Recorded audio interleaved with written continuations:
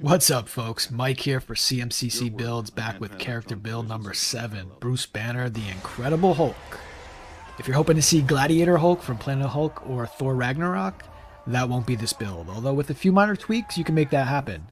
If you want Professor Hulk from Endgame, that definitely won't be this build. We're here to build a super strong, unarmed, and unarmored warrior that can leap into the air, use random objects as projectiles and weapons, grab people and giant creatures or machines, and do what Hulk does best: smash.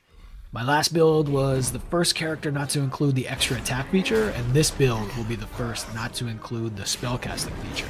There will be no spells, which means we're going to need to find creative ways to include some of the Hulk's most iconic abilities, which I believe we've done here. We're creating a giant monster that can inflict damage, tank, control enemies, and perhaps most importantly, is damn near impossible to kill. Don't forget to smash that like button, slam the notification bell, and all the other silly ways I could say do the YouTube stuff that you know about already. That's actually really important to help this channel grow so I can do more and hopefully better stuff in the future. With that out of the way, let's jump into the build.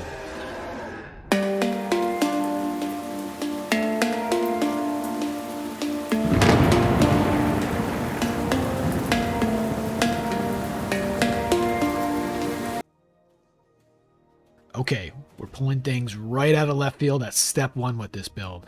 I'm willing to bet there isn't a single 5e Hulk build that starts with this race. So right off the bat, you know we're not going with Orc or Half-Orc. This choice is going to require that you reskin the physical description of the race, and if that's a problem for you, either because of DM preference or simply because you prefer to stick to D&D lore and descriptions, then this is definitely not the racial pick for you. Go with Half-Orc, focus on the durability of the Hulk, and really make use of the Relentless Endurance feature along with the Savage Attacks critical bonus that pairs well with features we'll get down the line.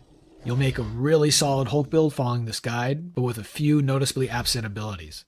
You can even go Bugbear for the long-limbed and powerful build features, which will work well with any Hulk character. Variant Human or Custom Lineage are both solid picks that probably work a touch better than Half-Orc, especially with a build as ASI and feet hungry as this one, but we're going with none of those. We're going way out there and taking the Harengon. Yeah, I know. Get all the Hulk Bunny jokes out right now. Get them out. Okay, now let's analyze this pick a bit and see why it works so well for us. First, we can reskin the appearance. Harengons are humanoids, so make yourself look like a normal person. If you or your DM isn't cool with that, then take one of those previous picks or just lean heavy into the Hulk Bunny thing persona if that's what you want to do. Nothing like getting smashed by a huge green rabbit to really demoralize your enemies. So whatever you look like, you start as medium-sized. We could take small, but we want to be normal Bruce Banner human-sized. We have normal speed, 30 feet. And then we start getting some really solid to strong features, both generally in-game and for our build needs. Hair Trigger allows us to add our proficiency bonus to initiative rolls. The Hulk does have superhuman speed and agility, and this build won't max out dexterity, so getting that initiative bump is certainly nice. Then we get Leporine Senses, giving proficiency in the perception skill. The most important skill in the game, not hugely thematic for Hulk, but nice to have. We get Lucky Footwork. We can use our reaction to roll a d4 and add it to a failed dex save, again helping to support the Hulk's enhanced agility and speed. And finally we get the big one, the primary reason why we want the Harengon, Rabbit Hop.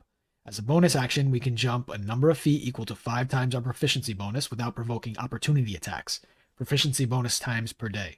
And right away, we've solved one of the biggest gaps in any Hulk build, the absence of one of his primary abilities, the huge Hulk leap.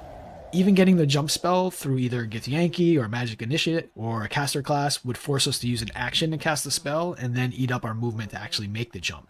With this feature, we can jump as a bonus action and not need to use our movement to make that leap.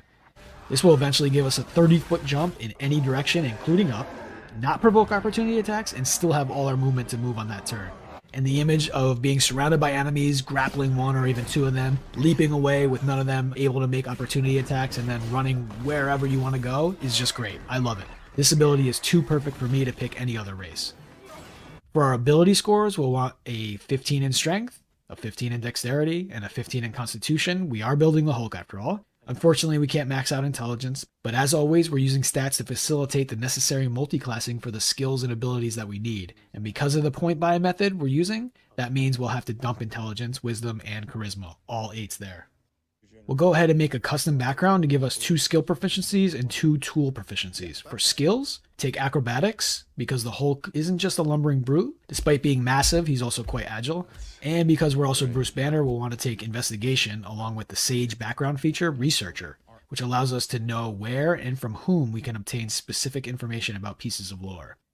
In the MCU, Bruce is one of the smartest people on Earth with an MD and 7 PhDs, and we have an intelligence of 8, which is below average. So having things like investigation proficiency and the researcher feature does quite a bit to give the feeling of at least some intellectual competency.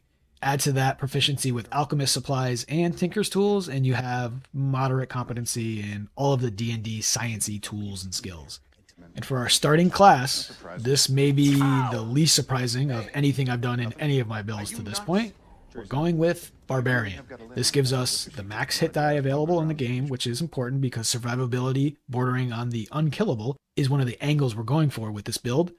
We get proficiency with medium armor, shields, and martial weapons, none of which will matter to us unless you plan to go in the Planet Hulk direction and get armored up and dual wield some gladiatorial weapons. Totally doable with this build with just a few minor tweaks, as I said, but not the direction we're going. We get unarmored defense, which is extremely important since we will not wear armor, and neither does Classic Hulk. Our AC will equal 10 plus Dex and Con mods, which is only a 15 right now, but that will improve. And finally, at level 1, we get possibly the most iconic Hulk ability, Rage. As a bonus action, we can enter a Rage, and I do want to make note that this will be a very bonus action hungry build, which is a bit surprising for a smash and grab martial build. We'll end up with 3 or more bonus actions we'll want to use as soon as we can, so we'll want to be conscious of our action economy at that point. We'll dive into this in more detail later. Our Rage grants us advantage on strength checks and saving throws, which is great to give us even more of that super strong superhero feel. We also get added damage to each melee weapon attack we make using strength. This increases as we gain barbarian levels. And yes, unarmed attacks are considered weapon attacks. And finally, we have resistance to bludgeoning, piercing, and slashing damage. All of these are perfect for the Hulk, who hits like a truck and is impervious to all but the most powerful of attacks.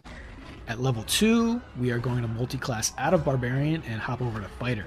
With no weapons, we have no choice. We have to do it. Here we get a fighting style, and we will of course take unarmed fighting.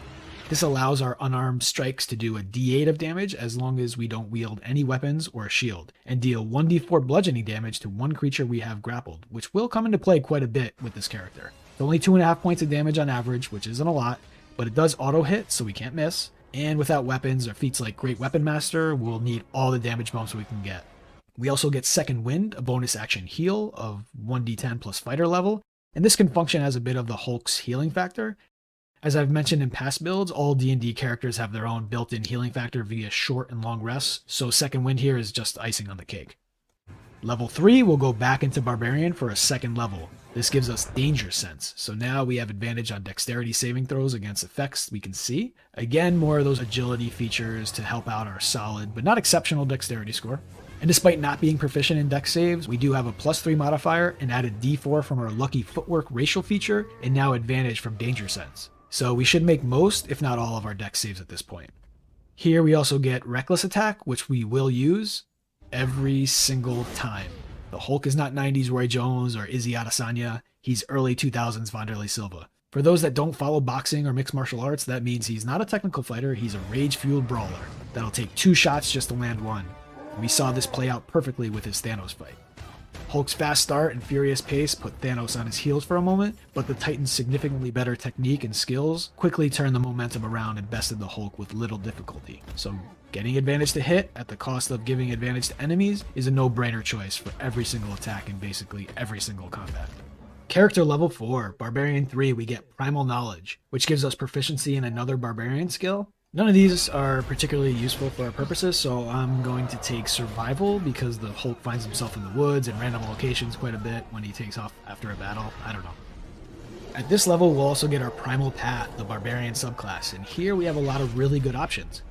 Totem Warrior seems like the most obvious choice here. The connection to animals and the associated powers don't really fit well, but the Totem Spirits can do a fantastic job of mimicking some of Hulk's powers.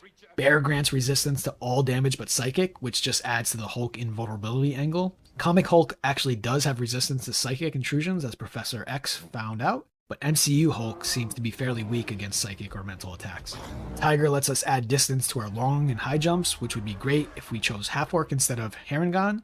In addition, this subclass works much better at higher levels with the half-orc, especially if you take the level 14 Eagle feature, which grants temporary flying, but only until the end of your turn. That alone makes a strong case to go this route instead of the direction I went. For that version of the build, I would go half-orc, then totem warrior, taking bear at 3, bear at 6 for increased carrying capacity, load, and lifting, and then eagle at 14 for the increased jump/fly ability. Everything else stays the same with the build I'm showing you, and you'd have a really strong Hulk build. There are arguments that it may be even better. Let me know in the comments after you see the full build, which you think works better and why. Another strong option in terms of fidelity, but certainly not in terms of overall power, would be the Berserker subclass. This would be a hard pick for me just on the merits of the subclass alone, but thematically and mechanically it works decently well for a Hulk analog. Frenzy gives a bonus action attack, which is nice, but again, this is a bonus action hungry build, so it's not a great fit. Add to that the exhaustion you suffer when the frenzy ends, and that is just a terrible ability. Banner is usually pretty wiped when he transforms back from the Hulk, so this can work thematically if you want to go this route. For me, I wanted to really lean into the Hulk can't be killed aspect of the character, and I wanted a bit more of a damage boost because we are the Hulk after all. So I went with Path of the Zealot. With this subclass, we get Divine Fury, an additional 1d6 plus half our Barbarian level in necrotic or radiant damage.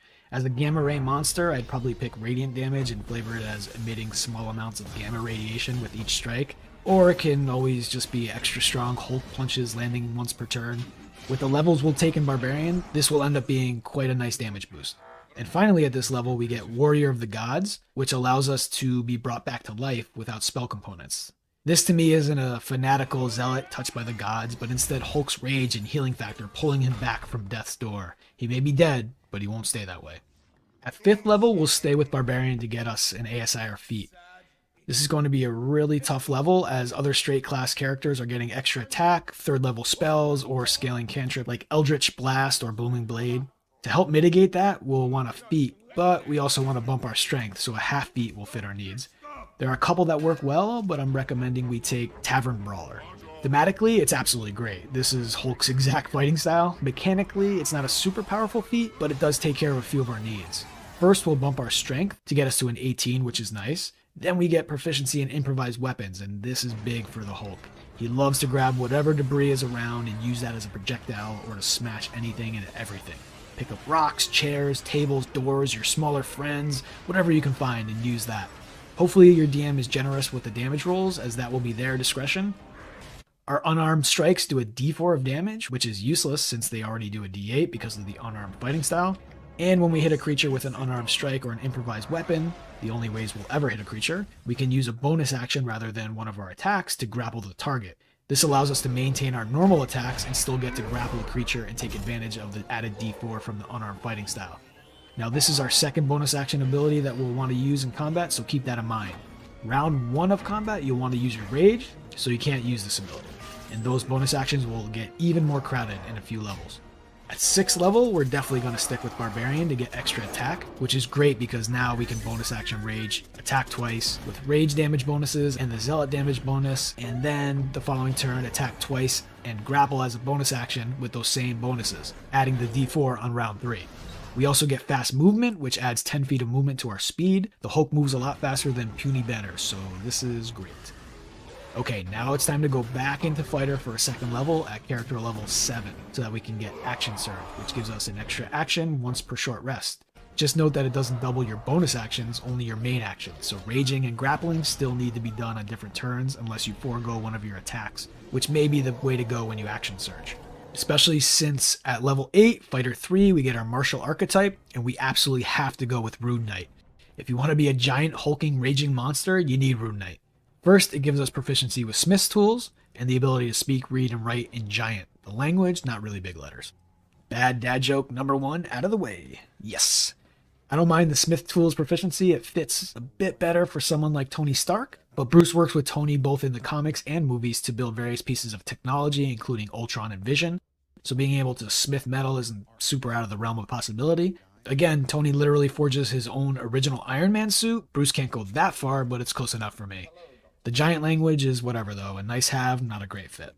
We then get the Rune Carver feature, and this is a great feature from a power standpoint, but it's not a really good analog for the Hulk's abilities, but we're going to make this work. First, we're going to need to inscribe a rune on something we hold or wear. The Hulk holds or wears only one thing, his pants. Those indestructible, no longer purple pants. So put that rune right on those pants, or if that bothers your DM, get a piece of jewelry you can wear, like a ring or necklace. Not as thematic or funny, but it works.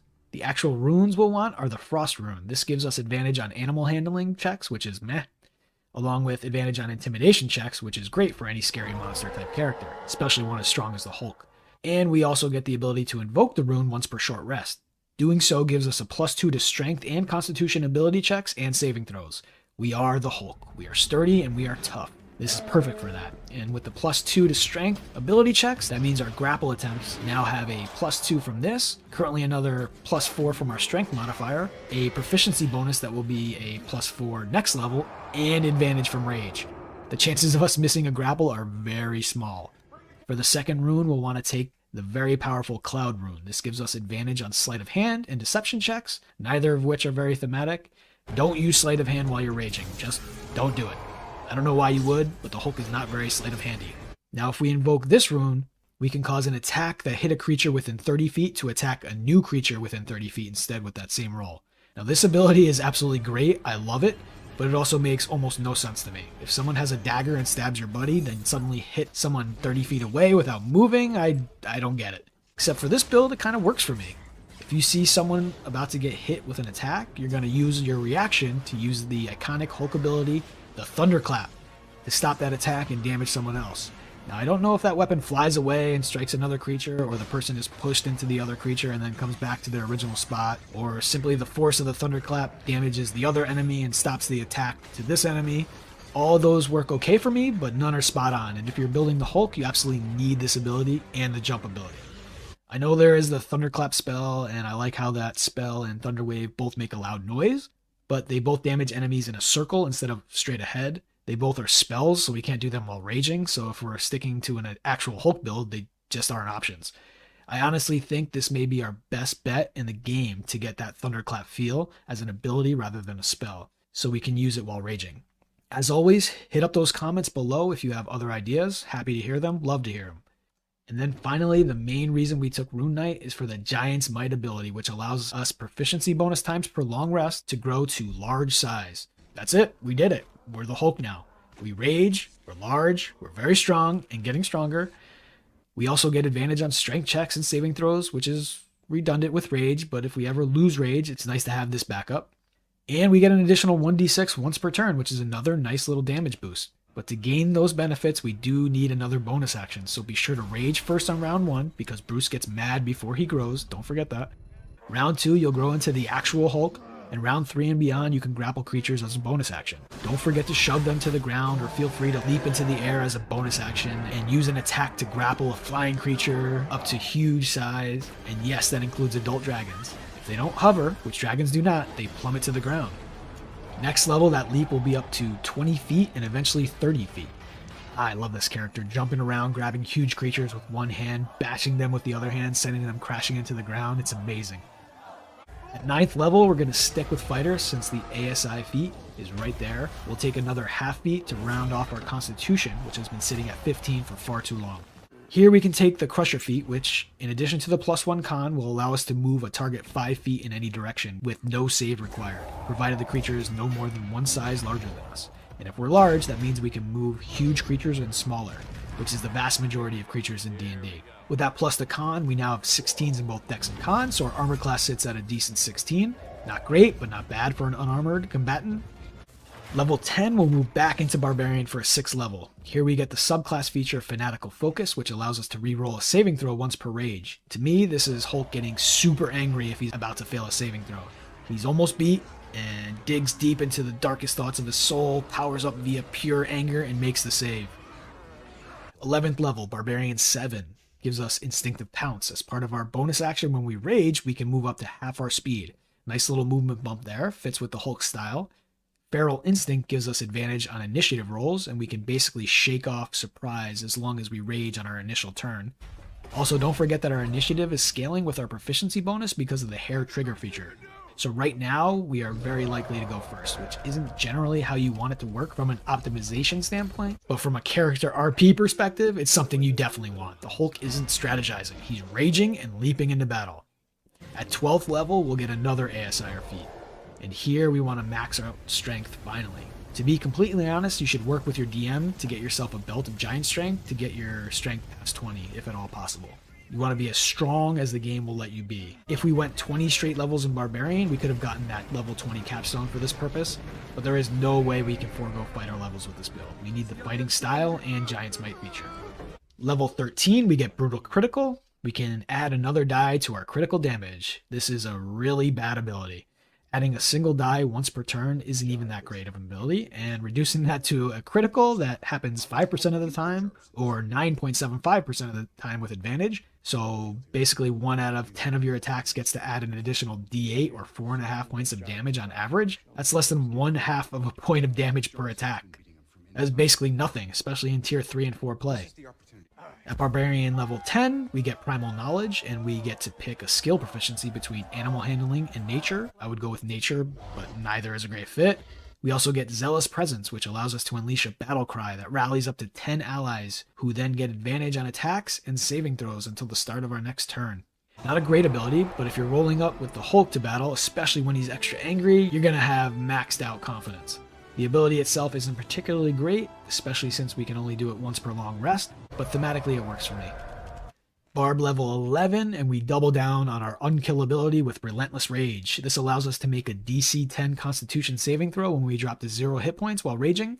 A success means we drop to 1 hit point instead, with a +3 con modifier, potentially with a +2 from our Frost rune, and proficiency in con saves, giving us another +5. We literally can't fail the save.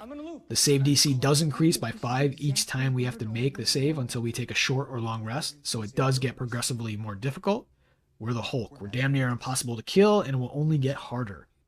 Barbarian level 12. Character level 16 gets us another ASIR feat, and here I'm going to bump our Constitution. We could go with the Tough feat, which would get us 1 extra hit point per level, but with the bump to Con, we also get a higher AC and Con save, which helps us make those Constitution saves for our Relentless Rage. At 17th level, Barbarian 13, we get to roll 2 additional dice when we crit. Woohoo! Honestly, I would have loved to have just taken Fighter past level 5 to at least get a 3rd attack, which is so much more valuable than all of these brutal critical increases, but thematically it just doesn't work well with the Hulk, and there's some redundancy with some of the runes and Barbarian features that I didn't love. If the weakness of these higher level Barbarian features irks you even more than it irks me, then this is also a potential route you could take. 18th level, we're a Barbarian 14, and we get Rage Beyond Death. And this is another ability that I love for the Hulk, and another big reason I went with Barbarian this far and chose this subclass. We can now shrug off fatal blows. Dropping to 0 hit points doesn't knock us unconscious. We make death saving throws and the effects from taking damage at 0 hit points, but we don't die until our rage ends. This is the Hulk. If he's angry, he's just not going down no matter what. When the rage ends, he's out like a light. 19th level, Barbarian 15 gives us Persistent Rage, which allows us to keep raging until we fall unconscious. Good luck with that. Or we choose it then. So that's nice. We can basically be a Raging Hulk for as long as we want. But we can only use Giant's Might for 1 minute, so that kind of sucks. But then again, what's Bruce's secret? He's always angry. And finally, 20th level, Barbarian 16, we get our final ASIR feat.